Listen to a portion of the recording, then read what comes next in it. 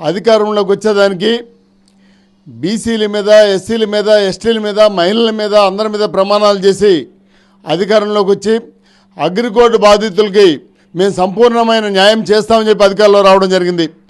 ఏమంట దరిద్రుడు జగన్మోహన్ రెడ్డి అడుగు పెట్టాడో ఈ రాష్ట్రం సర్వనాశనం అయిపోయింది. అగ్రికోల్డ్ బాధితులైతే నిరుపేదల కాడి నుంచి మధ్యతరగతి కుటుంబాలలో అలో లక్ష్మణ అని చెప్పు నెల్లూరు నుంచి రాజధాని వరకు వాళ్ళు ప్రదర్శన చేశారు. ఆ ప్రదర్శన నిదర్శనంగా ఈనాడు జోగి రమేష్ అనే వ్యక్తి ఒక మంత్రి వారు చేసిన దుర్మార్గం ఏంటంటే వేరే అసైన్మెంట్ నెంబర్లు పెట్టి రిజిస్ట్రేషన్ చేయించుకొని కొన్ని కోట్ల రూపాయల కుంభకోణానికి బాధ్యుడయ్యాడు. వారిని కఠినంగా శిక్షించాలని కోరుతున్నాను. ఈ వైసీపీ గవర్నమెంట్ గతంలో ఎన్ని అక్రమాలు చేసినాయో నెల్లూరు నుంచి కానించి, చిత్తూరు నుంచి కానించి, కర్నూలు నుంచి ఈ రాష్ట్రం మొత్తం మీద ల్యాండ్ భూ కబ్జాలు మొత్తం చేయడం జరిగింది.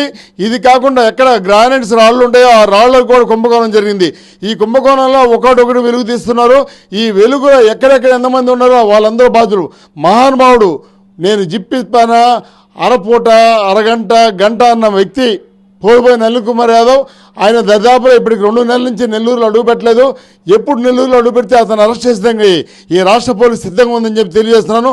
అవినీతి ఎక్కడ జరిగినా, ఈ రాష్ట్రంలో ఎక్కడెక్కడ అవినీతి జరిగిందో ఆ అవినీతిని ప్రక్షాళన చేసేదానికి తెలుగుదేశం ప్రభుత్వం సిద్ధంగా ఉంది. BC, SC, ST sub plan loans మొత్తం నాశనం చేసి ఈ రాష్ట్రాన్ని అధోగత పాలు చేసి ఏ ఒక్క ఎస్సీ కానీ, బీసీ కానీ, మైనార్టీలు కానీ ఎవరు కూడా లోన్ లేకుండా సర్వనాశనం చేసిన ప్రభుత్వం ఏదైనా ఉందంటే అది వైసీపీ గవర్నమెంటు, జగన్మోహన్ రెడ్డి. మరి ఇంకోసారి చెప్తున్నాడు ఆయన, ఇటీవల మహానుభావులు అందరూ కలిసి ఒక బీసీని అన్యాయం చేస్తున్నాం, బీసీని అన్యాయం చేస్తున్నాం. తప్పు చేస్తే అది బీసీయా, ఎస్సీయా, ఎస్టీయా, మైనార్టీ ఏది కాదు, ఎవరినైనా శిక్షిస్తుందని చెప్పి తెలియజేస్తున్నాం. తెలుగుదేశం గవర్నమెంట్ గతంలో ఏ తప్పు చేయకుండానే ఒక బీసీగా ఉన్న బీసీ పార్లమెంట్ అధ్యక్షుని 4 పర్యాయాలు ఈ వార్డులో బీసీ తరఫున గెలవడం జరిగింది మేమందరం కలిసి. కానీ ఆ వ్యక్తి మీద 1 సంవత్సరం పాటు దరిదాపులో 4 అటెంప్ట్ మర్డర్ కేసులు పెట్టినప్పుడు మీకు బీసీలు గుర్తు రాలేదని చెప్పి మేము తెలియజేస్తున్నా. జోగి రమేష్, నీకు తెలీదా బీసీల మీద ఎటువంటి దాడులు జరిగింది? 900 చిల్లర కేసులు పెట్టున్నారు. దరిదాపులో 56 మంది బీసీ నాయకుల్ని, బీసీ కార్యకర్తల్ని ఈ వైసీపీ గవర్నమెంట్ పొట్టన పెట్టుకున్న సంగతి అందరికీ తెలుసు. దరిదాపులో 5,000 కుటుంబాల పైన రోడ్ల పాలయ్యి వాళ్ళ ఆస్తులు ధ్వంసం చేసిన సంగతి మీకు అందరికీ తెలియదా అని చెప్పి ఈ రాష్ట్రంలో ఏ విధంగా అన్యాయం జరిగిందో వాటి మీద తెలుగుదేశం పార్టీ రాష్ట్ర వ్యాప్త ధర్నాలు చేసి బీసీలకు అన్యాయం చేస్తుందని చెప్పి మేము తెలియజేసినాం.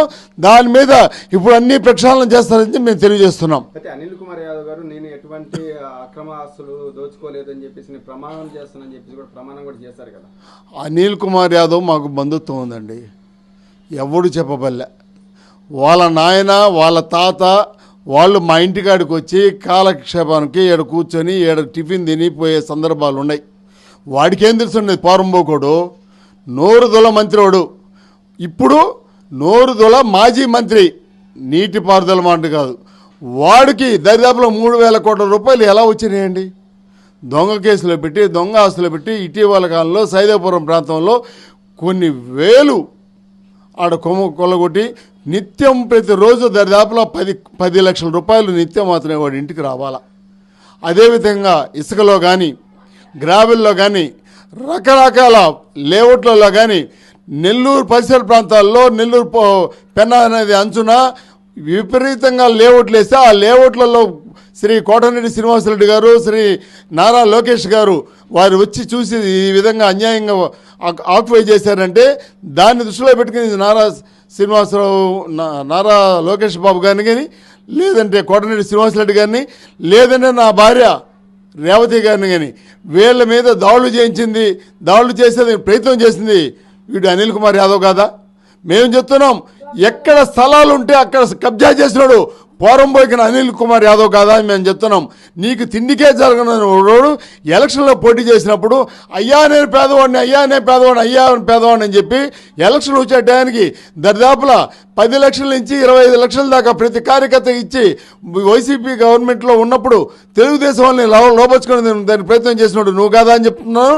దరిదాపులా 3 నెలల లోపలే 50 కోట్ల రూపాయలు పంచినాడు నువ్వు పోరుపోయిన అనిల్ కుమార్ యాదవ్. ఈ విధంగా కోట్లు పంచి తర్వాత ఏడు ఓడిపోతా ఉంటే ఇక్కడ కొడితే నారాయణ గారు దర్యాప్తులో 3 జిల్లాల అవతల పడినాడు నువ్వు, ఆడ కూడా ఓడిపోయి ఈ రాష్ట్రాన్ని వదిలిపోయిన దుర్మార్గుడు నువ్వు. రాబోయే రోజుల్లో నీకు చర్మగీతం పడ్డది తెలుగుదేశం సిద్ధంగా ఉందని తెలియజేస్తున్నాం. అయితే కడప డిస్టిక్ కానీ, కర్నూలు డిస్టిక్ కానీ, నెల్లూరు డిస్టిక్ కానీ భూదందాలు చాలా జరిగాయి వైసీపీ హయాంలో అంటున్నారు. ఎటువంటి భూదందాలు జరిగాయి, ఎవరు చేశారంటారు? భూదందాలు జరగకపోతే మొన్న ఫైల్స్ దహనం చేయరండి. ఎక్కడెక్కడ భూదందాలు చేశారో మన చిత్తూరు జిల్లా కావచ్చు, అనంతపురం కావచ్చు, కర్నూలు కావచ్చు, ఈ పరిసర ప్రాంతాల్లో భూదందాలు చేయడం కాబట్టి ఆ ఫైల్స్ తగలబెట్టారు. అదేవిధంగా మన నెల్లూరులో కూడా కాకాని గోవర్ధన్ రెడ్డి మంత్రి అయిన తర్వాత ఎక్కడ చరిత్రలో మనం వినడం, ఒక కోర్టులో దొంగతనం జరిగి దొంగతనం కూడా ఆ ఫైల్ మాత్రమే దొంగతనం జరిగిందంట, ఇంకెక్కడ ఏం దొంగతనం జరగలా. ఆ ఫైల్ మాత్రం దొంగతనం చేసి కాలువలో వేసేశారు. కావున వీళ్ళు మొత్తం ప్రతి ఒక్కరూ కింద నుంచి పైదాకా అందరూ దొంగలే, వాళ్ళని శిక్షించేదానికి తెలుగుదేశం ప్రభుత్వం సిద్ధంగా ఉందని నేను